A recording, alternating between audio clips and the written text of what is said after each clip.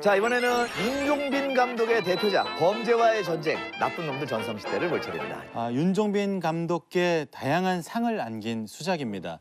2012년 한국영화평론가협회상 각본상, 청룡영화상 각본상, 부산영화평론가협회상 대상을 안겨준 작품이고요. 자, 8, 90년대를 살아온 분들은 이 영화 제목을 듣자마자 딱 떠올랐을 것 같습니다. 노태우 전 대통령이 선포했던 범죄와의 전쟁. 우리 공동체를 파괴하는 범죄와 폭력에 대한 전쟁을 선포하고 사실은 노태우 정부 자체가 이렇게 엄청난 지지를 받고 그렇죠. 탄생한 정부가 아니었을 뿐만 아니라 국회 자체가 완벽하게 여소야대였어요. 90년에 3당 합당을 합니다. 소위 민정당과 통일민주당과 노태우 대통령이 함께 민자당이라는 걸 출범시켜요. 그래서 국민들의 강력한 저항을 받게 되고, 그러면서 지지율 떨어지면 이제 하는 게 범죄를 잡겠다라고 하면서 주요 골자와는 첫 번째로는 국가의 공동체를 파괴하는 범죄와 폭력에 강력히 대응한다. 민주사회의 기틀을 위협하는 불법과 무질서를 추방하겠다.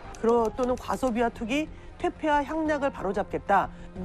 이때 되게 위험한 게 뭐냐면 경찰한테 성과를 주면 니들 요 기간 동안 몇 명 못 잡으면 큰일 나. 이 범죄 해결해. 네, 그러면서 뭐가 생기냐면 강제 수사를 해요. 그냥 빨리 성과를 올려야 되는 거죠. 그래서 범인이 아닌 사람을 범인인 것처럼 만들어버리는 이런 사건들이 대부분 이런 식에 일어나요. 한마디로 얘기하면 강호의 도가 땅에 떨어지고 10년째 기근이 들어 백성들은 먹을 것을 찾지 못할 때 부산의 황건적들은 과연 어떻게 할 것인가에 관한 얘기가 이 영화가 되는 거죠. 응. 돌이켜보면 저도 어렸을 때인데 저렇게 살아가는 어르신들이 꽤 많았던 것 같아요. 그렇죠? 인맥, 흔히 말하는 뒤에서 이상한 것으로 생기는 수입? 사실은 저희 아버지는 이제 경찰 공무원이셨고 또 제 친구 아버지는 또 세관 공무원이셨어요. 아, 그것도 이해 있었구나. 그래서 얘기가. 들은 얘기들이 많으니까 이제 그런 것들을 이제 적당히 이제 섞어가지고 네. 이제 만든 영화죠. 그 이제 실제 저희 아버지도 맨날 이제 저한테 와가지고 남자는 검사를 해야 된다. 정말. 네, 왜냐하면 아버지는 경찰 간부셨는데 나이 어린 검사들한테 이제 많이 무시당하고 했을 거 아니에요. 경찰이 수사권이 없잖아요. 수사권이 없으니까 영화에서도 나오는데 어릴 때 항상 밥 먹을 때 단어 시험을 쳤었어요. 네. 네. 거기서도 최익현 네. 계속 영어요. 그런 건 실제로 다양하게 많이 들어가 있어요. 제 얘기, 제 친구 얘기 뭐. 저는 영화 굉장히 좋아하거든요. 감독님한테 나 영화 정말 좋아한다 그랬는데 이 영화를 이렇게 젊은 사람이 어떻게 찍었지 할 정도로. 그러니까요. 32살에. 예, 이 영화를 보면서 제가 겪었던 거, 제가 봤던 우리 아버지 모습을 많이 보게 되니까 신기했었어요. 여기 나온 주인공은 총알이 없는 총을 가지고 있는 줄 알고 사는데 저희 아버지도 약간 그러셨던 것 같아요. 예, 저희 아버지도 평범하시고 하는데 최익현? 최익현. 그 경찰서에서 막 허세하시잖아요. 내가 임마 너그 서장이랑 임마 어저께도 왜 같이 밥 먹고 왜 사우나도 같이 가고 왜 막 다 했어. 저희 아버지 약간 그런 스타일이셨어요. 너 소속이 어디야? 반말부터 하시고. 그거 정말 그 세대 우리나라 아버지들이 어디서든 누구나 썼을 말. 너 소속이 어디야랑 너 몇 살이야. 아, 너 몇 살이야? 무슨 원시 공동체냐고 이렇게 나이를 따져. 집안 어디야? 집안 어디장? 고향 어디야. 그리고 그때 저희 아버지 목소리 톤이 저음으로 딱 가시면은 이게 뭔가 고위직에 있는 사람처럼 보여요. 그리고 뭐 소장님하고 다 친구고. 그러면서 저희 아버지 생각도 많이 나고. 그러니까 그 장면이 저 사회가 정말 허술했던 시대. 그러니까. 예, 틈도 많고 무슨 문제도 거기에 누구 조금만 알아도 뭐 풀려요. 항아리가. 맞아. 예. 김웅수 씨 역할과 최익현 씨는 되게 최익현이라는 이분은 먼 사람이잖아요. 네가 아버지, 그 우리 형님의 할부지의 구촌 동생의 손자가 바로 일현신기라. 야, 그게 어떻게 연결이 돼서 그 사건을 해결해 주잖아요. 그 가문이. 이 금도깨비가 이 은혜를 갚기로 유명하지 않습니까? 자, 기존의 영화들은 소시민을 괴롭히는 건달 혹은 건달과 건달의 알력 다툼으로 하는 게 기본 구도인데 이 영화는 특이하게 건달과 반달이란 표현이 등장을 합니다. 너 같은 놈을 반달이라 그런다며? 어? 깡패도 아니고 그렇다고 뭐 민간인도 아니고 넌 도대체 뭐냐? 뭐긴 뭡니까? 그냥 보통 사람이죠. 최민식 씨가 했던 최익현이라는 인물은 저는 가장 그 시대 일반적인 우리 아버지들의 모습이라고 생각했었어요. 네. 과연 그런 사람이 조직 폭력배의 세계에 들어간다는 차이가 있다 뿐이지 저는 거의 비슷하게 살았다고 보거든요. 맞아요. 예. 많은 어른들이 최익현 정도로 적극적으로는 못해도 그런 마음들은 다 있지. 근데 이제 거기서 깨작깨작한 거지. 이렇게 건달을 만날 생각까지는 안 안 하고. 하는 거지. 근데 최익현은 더 이제 야망을 가지고 한 거죠. 근데 하정우가 했던 이제 최영배라는 역할은 조직폭력배의 두목인데 최민식이라는 사람을 만나게 돼서 더 큰 그 범죄를 할 수 있게 된 거죠. 한국 사회의 인맥이라든지 이걸 통해서 건달이라는 속성이 어떤 권력과 손잡게 되면 어떤 식으로 더 확장이 되고 이렇게 그런 것들을 보여주려고 그런 캐릭터를 구축한 것 같고 사실 영화적으로 보면 최익현이 더 나빠 보이잖아요. 그렇죠. 네. 오히려 최영배는 좀 멍청하고 좀 맞아요. 이렇게 순진한 구석이 있는데 네. 이 사람은 굉장히 명확하게 머리를 써가지고 이렇게 이용할 때 이용해 먹고 얍삽하고. 예, 그런 좀 차이도 보여주고 싶었고 이 우주의 기운이 우리 둘을 감싸고 있다 아이가. 이 살아있네. 예? 윤 감독께서는 최민식 배우를 최익현의 역할로 염두에 두고 계셨어요? 처음 쓸 때 이제 최민식 선배가 했으면 좋겠다는 생각을 했었죠 당연히. 근데 처음에는 한번 거절하셨어요. 자기는 이제 깡패 영화는 싫다. 아. 네, 그래서 이건 깡패 영화 아니고 아버지에 관한 영화다. 그래서 두 번째 줬을 때 수락하셔서 너무 좋았죠. 네. 진짜 잘 소화를 하셨죠, 진짜. 그게. 최민식 씨 거기서 이렇게 보통 거기서 옛날에 아버지들이 그게 나오는 것 같아. 이렇게 몇 대 손 무슨 파 지르듯. 어디 최씨입니까? 경주 최갑니다. 파는요? 충렬공파요. 뭐? 내가 임마 내가 네 고조 할배벌이다. 에? 갑자기 허리 네, 그럴 줄 알았다. 그러니까 정말 그게 너무 웃겼어요. 부산에서 제일 중요한 건 제일 권력 있는 건 종친회 인마 뭐 이런 걸 알려주겠다는 것처럼.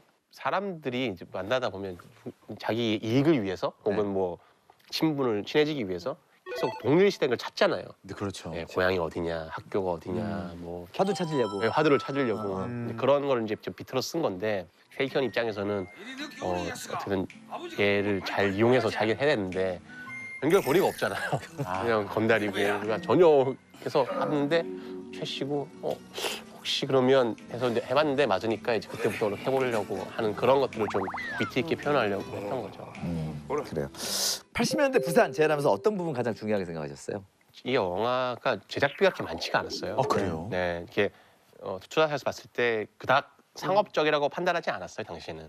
네, 왜냐하면 그 아저씨가 깡패 흉내내는 영화를 젊은 층이 뭘 좋아하겠냐 이렇게 판단해서 제작비를 많이 주지 않았어요. 특징적인 포인트를 돈이 안 드는 선에서 그러니까 옛날 머리 스타일 있잖아요. 그래서 그런 것 때문에 사람들이 맞다 옛날에 저랬지는 걸 많이 느끼거든요.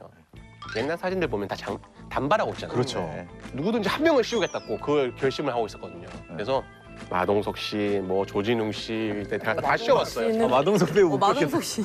다 씌워봤는데 성준이가 너무 잘 어울리는 거예요. 그러니까 완전 자기 머리처럼 진짜.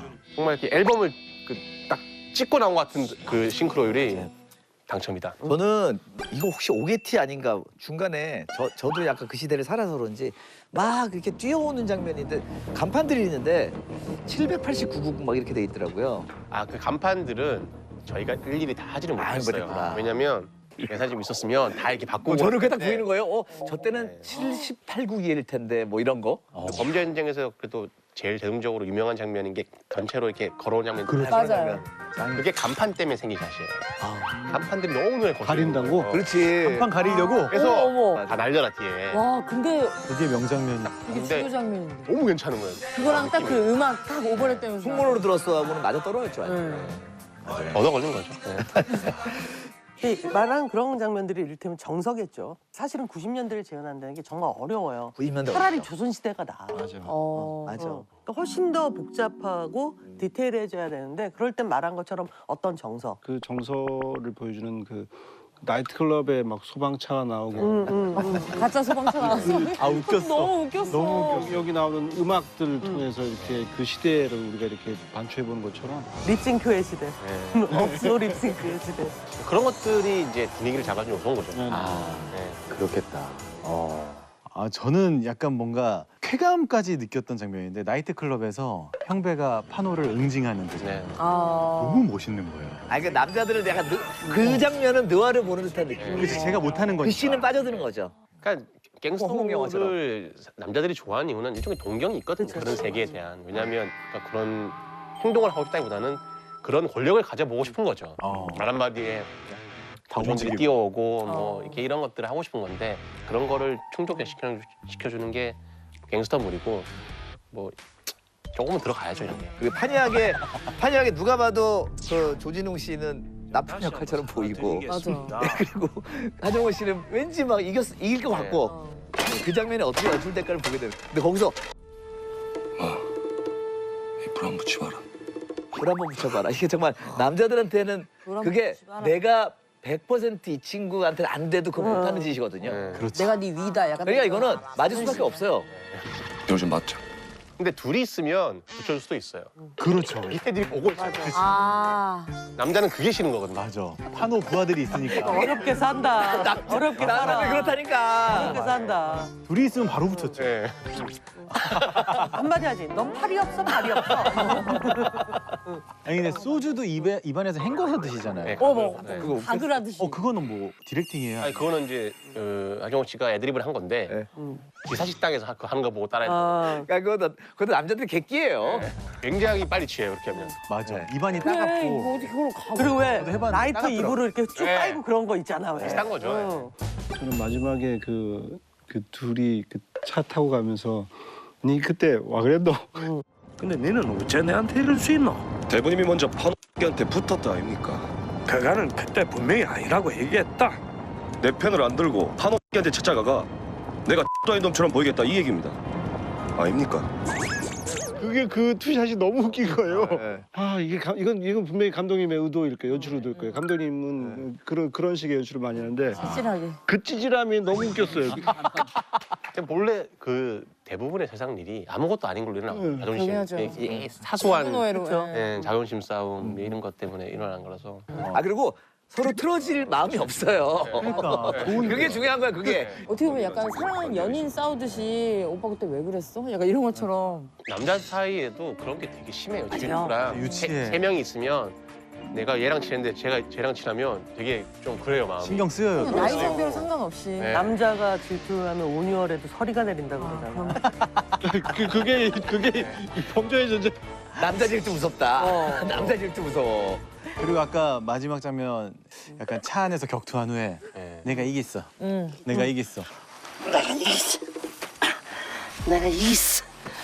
그 말이 너무 인상 깊었어요. 진짜. 이걸 어떻게 대사를 썼냐면 응. 제가 부산에서 한 19년을 살다가 서울 생활을 오래 했잖아요. 네. 그래서 한 몇 년 만에 부산에 내려갔는데 그 남자 둘이가 길에서 싸움이 났어요. 근데 이제 싸움을 누가 말리니까 한쪽이 자기 이제 일행한테 여자친구인데 내 이기지 이러는데 그게 너무 웃긴 거예요. 그 정말 말도 안 되는 개싸움을 해놓고 네. 내가 이기자라고 확인을 받고 싶었는데 야 이건 정말 대박이다 정말. 언젠가 꼭 대사로 써야 되겠다 해서 우리 남자들의 유치함을 인정합니다. 네. 남자들의. 제가 그런 데서 궁금한. 유치하죠. 내가 이겼다고 하면 막 그 원인을 막 찾잖아요. 나는 손밖에 안 썼는데 발 썼어 막 이런 거 같아. 그리고 제 코피 났잖아. 그 총알도 없는 총. 그게 어쩌면 최익현을 보여주는. 그게 우리의 아버지들 모습이 아니나. 그러니까 뭐 권력의 편도 아니고 뭐 폭력의 편도 서지 않은 보통 저희 아버지들이 이 그 시대를 살아가기 위해서 맞아. 들고 다녔던 허세죠. 총알 없는 총. 결국 그쪽으로 했는데 정말 그리고 뭐 액션씬 팍도 아니에요. 이렇게 콕 찍어요. 이게 너무 웃긴 거예요. 끝까지 지조라 약간 이게 좀 쪼잔한. 윤종빈 감독의 어떤 특기죠. 네. 제가 그런 걸 좋아해요. 네, 그런 거. 자, 윤종빈 감독의 범죄와의 전쟁이라는 작품은 어떤 의미일까요?